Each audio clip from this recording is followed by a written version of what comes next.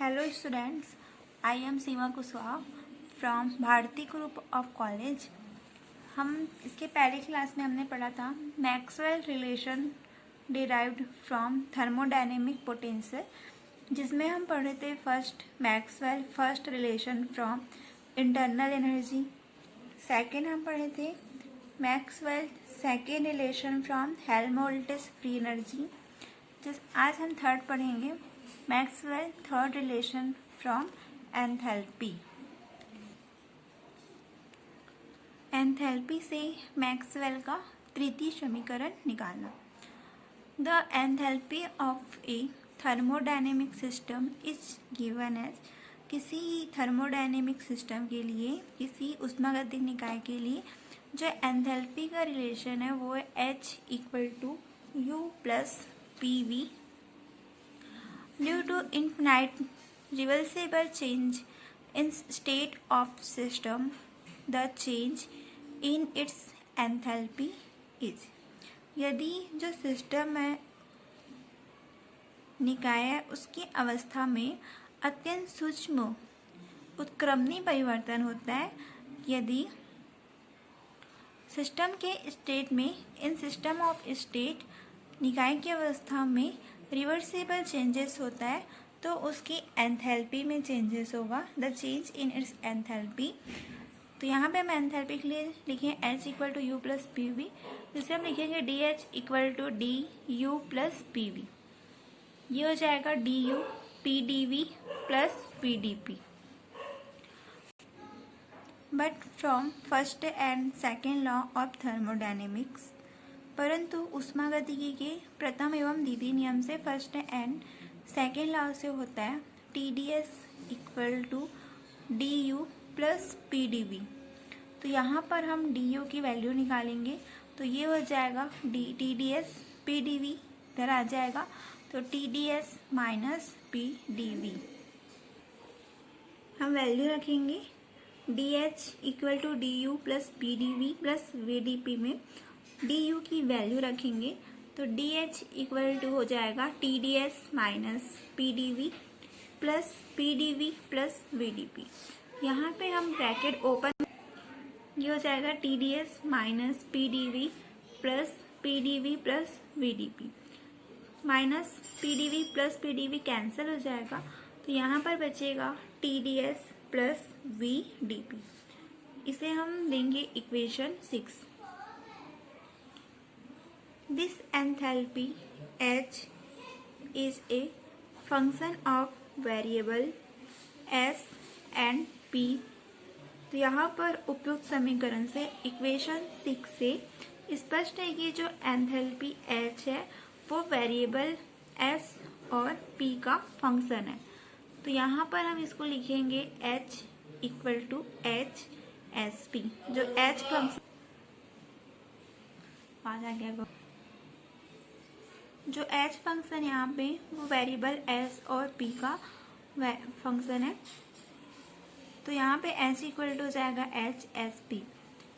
On partial differentiation of H का आंशिक अवकलन करने पर ये हो जाएगा DH ∂H ∂S P ds, और एक बार P के रिस्पेक्ट में करेंगे तो ∂H ∂PS dP। तो DH = ∂H ∂S P ds + ∂H ∂PS dP। ये हो जाएगा इक्वेशन 7। अब हम कंपेयर करेंगे इक्वेशन 6 और इक्वेशन 7 का। Equation 6 and equation 7 we get, तो ∂H ∂S P ds की वैल्यू यहाँ पे इक्वेशन 6 में ds की वैल्यू है वो है T। तो ∂H ∂S P की वैल्यू हो जाएगी T and ∂H ∂PS dP की वैल्यू है V। तो यहाँ पर ∂H ∂PS की वैल्यू हो जाएगी V। Since DH is a perfect differentiation, therefore जो DH है वो एक यथातथ्य अवकल है, अतः इसे हम लिख सकते हैं del by del P del H del S P S और del by del S del H del P S P. तो यहाँ पर del H del S P है, उसकी जो वैल्यू है वो है टी और del H del P S की वैल्यू है वी। तो इसे हम लिखेंगे डेल, इसकी वैल्यू रख देंगे T, del T upon del P S, del H upon del P की वैल्यू रखेंगे वी। तो ये हो जाएगा del del V del S P. तो del T upon del P S equal to del V upon del S P. इसे हम equation 8 देंगे। जो इक्वेशन 8 है, del T upon del P S equal to del V upon del S P, ये जो equation है वो Maxwell का तृतीय ऊष्मागतिक संबंध है। अब हम देखते हैं Maxwell fourth relation from Gibbs free energy. Gibbs मुक्त ऊर्जा से मैक्सवेल का चतुर्थ समीकरण। The Gibbs free energy of a thermodynamic system is expressed as, यहाँ पर किसी ऊष्मागतिक निकाय की गिब्स मुक्त ऊर्जा का संबंध है, वो है G equal to U plus P V minus T S. G equal to U plus P V minus T S. If there is an infinite reversible change in state of the system, the change in Gibbs free energy is, किसी ऊष्मागतिक निकाय की Gibbs मुक्त ऊर्जा है, उसका संबंध हम लिए थे G equal to U plus P V minus T S. यदि निकाय की अवस्था में, यदि सिस्टम के स्टेट में अगर रिवर्सिबल प्रोसेस होता है, यदि निकाय की अवस्था में अत्यंत सूक्ष्म उत्क्रमणीय परिवर्तन होता है, तो उसकी गिब्स मुक्त ऊर्जा में परिवर्तन होगा। The change in Gibbs free energy is D G equal to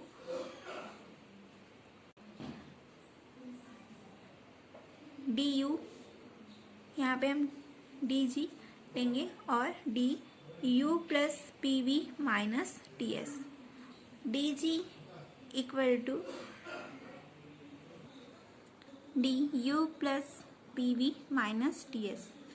तो यहाँ पर हम डी का अंदर इंटू करेंगे, तो ये हो जाएगा D U plus P D V plus V D S minus T D S minus S D T. इसका अंदर इंटू कर दिया तो D U plus P D V को हम लिखेंगे P D V plus V D S minus T D S को minus में, तो इसको हम लिखेंगे minus S D T. But from first and second law of thermodynamic, परंतु जो ऊष्मागतिकी का प्रथम व द्वितीय समीकरण है, उसे हम लिखते हैं T D S equal to D U plus P D V. तो यहाँ पर हम इस वाले इक्वेशन पे डी यू की वैल्यू रखेंगे, तो ये हो जाएगा डी यू की वैल्यू रखेंगे, सॉरी टी डी एस की वैल्यू रखेंगे, तो ये हो जाएगा D U plus P D plus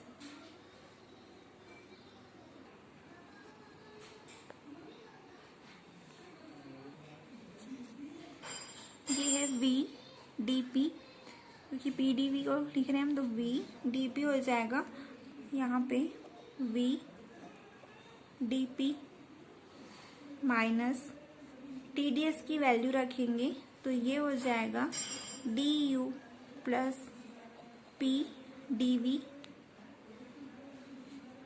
minus S D T. यहाँ पर आएगा D G D U plus P D V plus V D P, minus का अंदर इंटू कर देंगे तो ये हो जाएगा D U minus P D V minus S D T.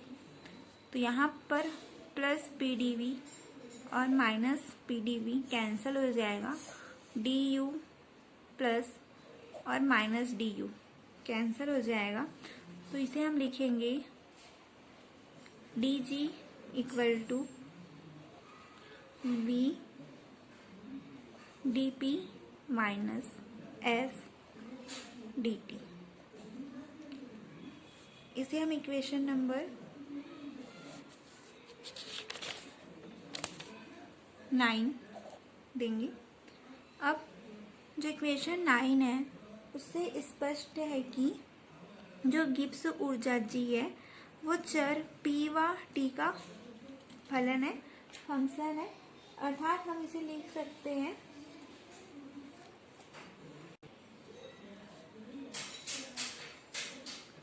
thus the Gibbs free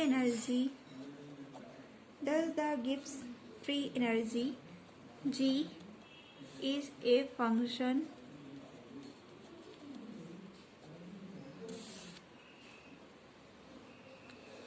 of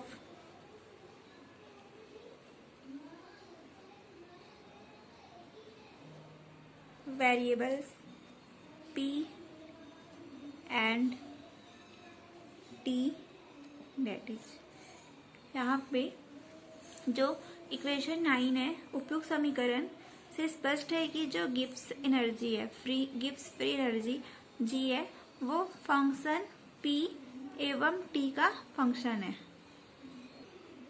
तो इसे हम लिख सकते हैं G equal to G P comma T on partial differentiation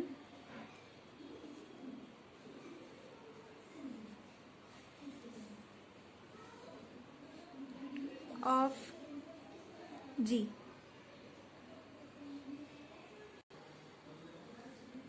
अब हम G का आंशिक अवकलन करेंगे तो ये हो जाएगा D G equal to del G upon del P T D P plus del G upon del T P T T. तो D G equal to del G upon del P T D P plus del G upon del T P D T, G का आंशिक अवकलन करने पर इसे हम equation number 10 लिखते हैं। अब इक्वेशन 9 और 10 का कंपेयर करने पर तो इसे हम लिख लेंगे comparing equation 9 and 10 we get. तो ये हो जाएगा del F del G upon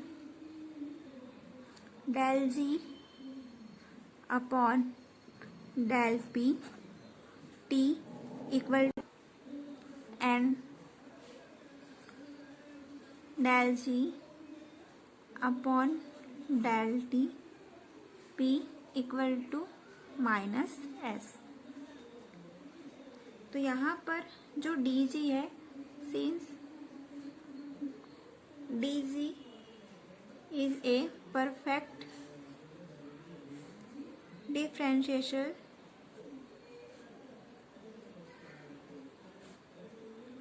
therefore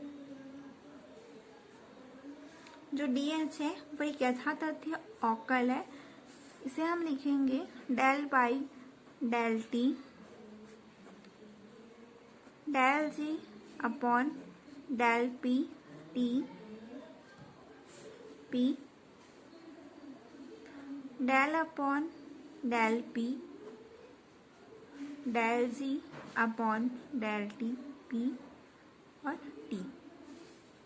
तो यहाँ पर del G upon del P T की वैल्यू है v, तो यहाँ पर आ जाएगा del v upon del T P equal to del G upon del T P की वैल्यू है -s, तो ये आ जाएगा minus del S upon del P T.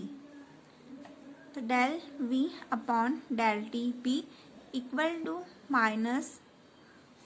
Minus del S upon del P T.